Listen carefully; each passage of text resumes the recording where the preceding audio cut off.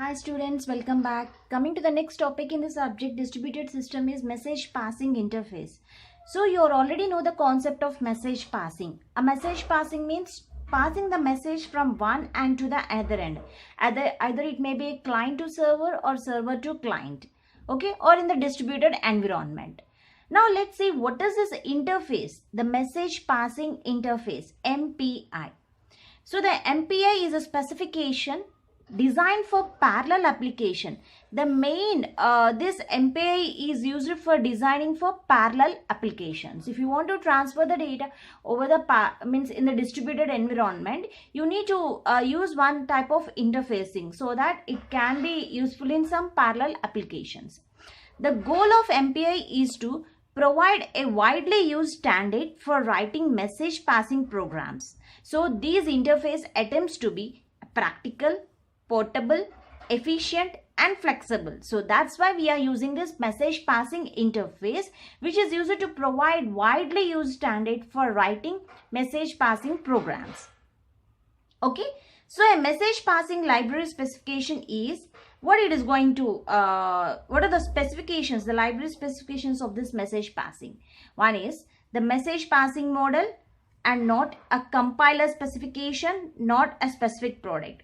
So it is just a message passing model. This interface, it means it's type of acting as an interface between the system and not a compiler specification. So it is not a compiler specification and not a specific product also.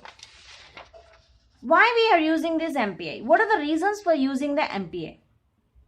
You get it out. We are using the message passing technology. Then why it needed this interface is needed? So the reasons for using this message passing interface is for standardization, for portability. A portability means you can work in any environment. So there is, if you are installing some system, it can be run in any operating system. So this is a portability is there.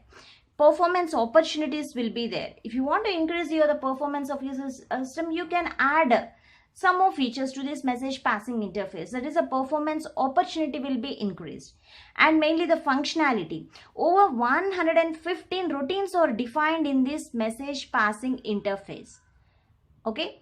And another reason for using this MPI is the availability. So variety of implementations are available in this message passing interface, both in the case of vendor and the public domain. So for these reasons, we are using the message passing interface for standardization, portability, performance opportunities, functionality and the availability. Okay. Let me show you the general message passing interface program structure. So how you are going to write the program and what are the steps that are involved in this message passing interface. So the first is the message passing interface include files, means the library functions, that is a hash include files has to be right. You have to include the message passing MPI in the header file. So the first starts the general program with MPI include files. After that, you need to initialize the MPI environment. You means you need to start that. If you want to start using the interfacing, you need to initialize that MPI environment. Not only including the files, you need to initialize.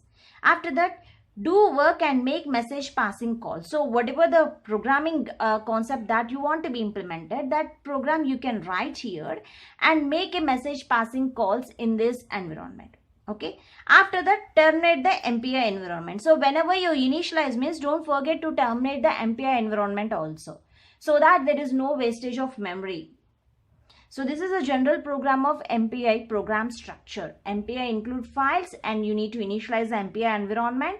Later you have to do your work and then terminate the MPI environment. Let me show you a simple example.